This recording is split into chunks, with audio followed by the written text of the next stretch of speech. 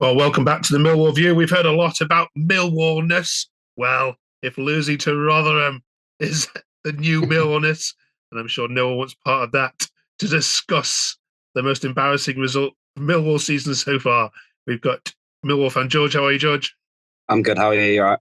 All right, thank you. And on their travels again, but this time we're visiting our Huddersfield fan Mark at the John Smith Stadium. How are you, Mark? Good evening. You all right?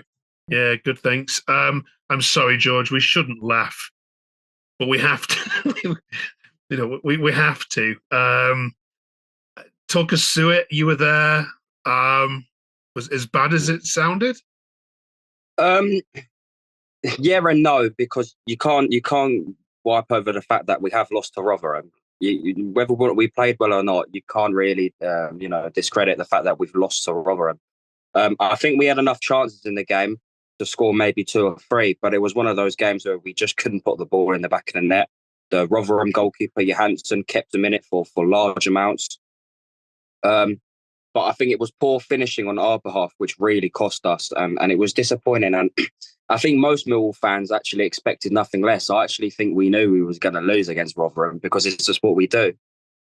There's some criticism. I mean, the tactics, booting it long ball to your attackers who are 5 foot nothing, and expecting that to work against a side who, if you watch any videos of Rotherham, you just run at those defenders and they'll cave.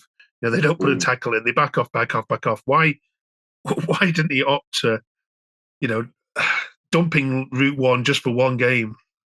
Yeah, I mean, I felt we were more than good enough to play a more possessive style of football and end up getting a result.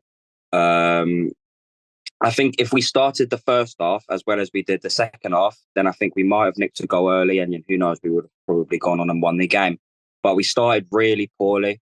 We obviously, under Neil Harris, keep going for the direct Route 1 style of football, and it's frustrating to watch because I think we've got the players to at least play some sort of possession, sort of expansive football.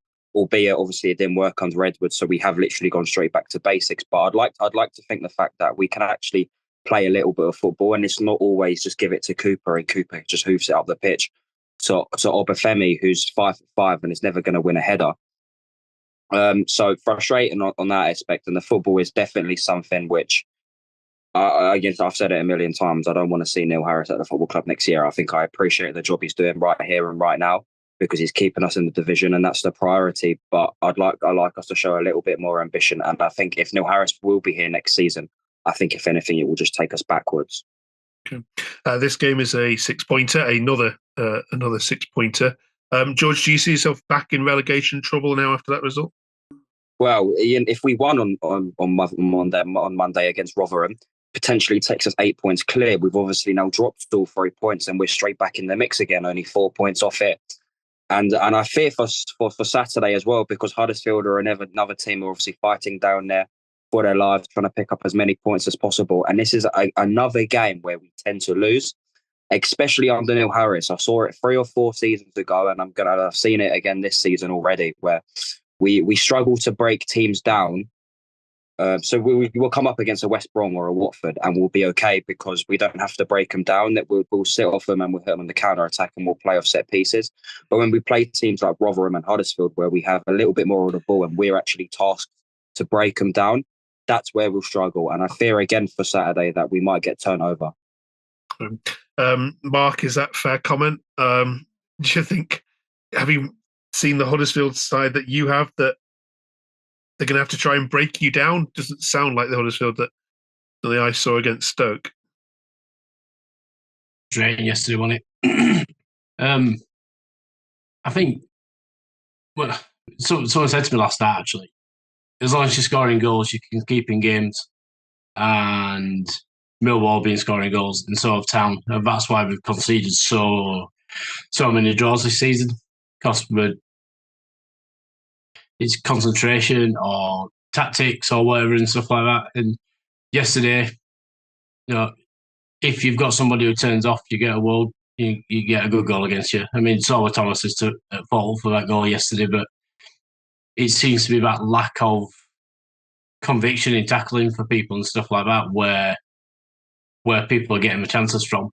So I won't be surprised if he plays out as a draw, to be honest, because it just seems to be lacking confidence. And even yesterday, when you have that glorious opportunity to make it 2-1 in the last minute of the game, the confidence wasn't there to make the right decision. It would just snatch it and just up. And so I think Town have been good, but they're letting in far too many silly goals. And that's kind of where I see this game going a weekend.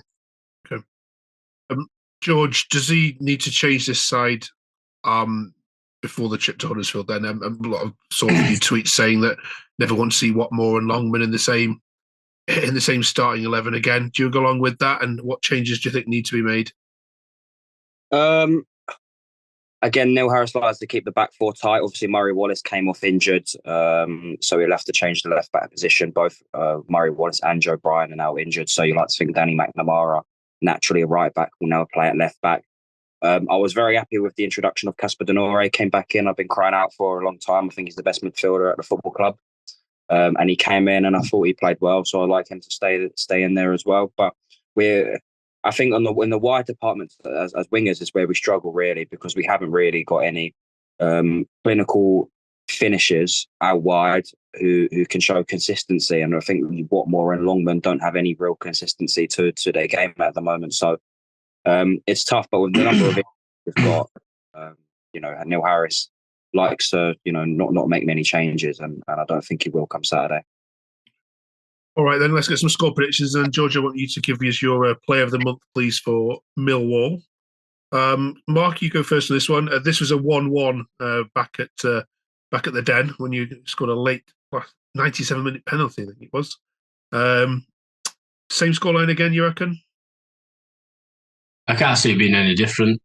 I do think if Millwall have got this new long ball strategy, I don't think it'll work against Town, because we've just got two massive defenders at back who will just keep clearing it. It'll come from if Millwall have got any decent midfielders who can break down the defence. Obviously, Wallace, is it Jeb Wallace who used to play for Town, left back? So I just see it being a draw, being rubbish, and I think that's how it's going to go. Okay, it's a good job you're not selling this game on Sky, mate. No, it is what it is. It's going to be crap, isn't it?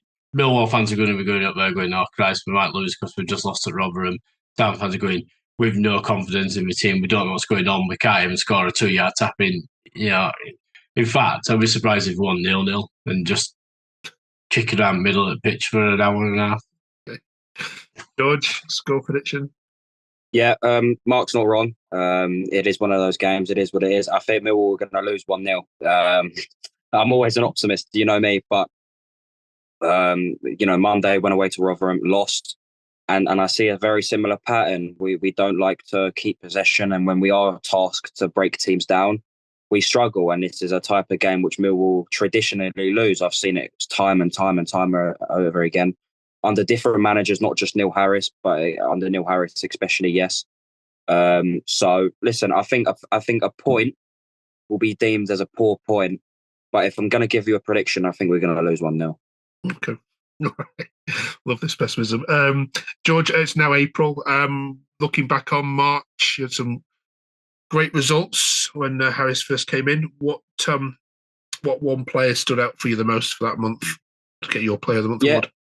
Yeah, you're right. Some good results. Obviously, only lost 2 in his first 6 or 7 now. So, generally speaking, Neil Harris has come in and done a good job. And I think Zian Fleming has been a key cog in the machine for him. He scored winning goal away at Southampton, scored the winning goal at home to Watford, and he's a talisman, Zian Fleming. He's our best player. He's one we look to for a source of creativity and goals. And I think since Harris has been back, I think he's been our go-to man. So I think for March, I've got to say Zian Fleming. Okay, nice one. All right, thank you, George. Thank you both. Enjoy the game, and we'll catch up with you next week. Only 5 more games to go then. After this one, it's squeaky bum time. Cheers, fellas. Cheers. Thank you.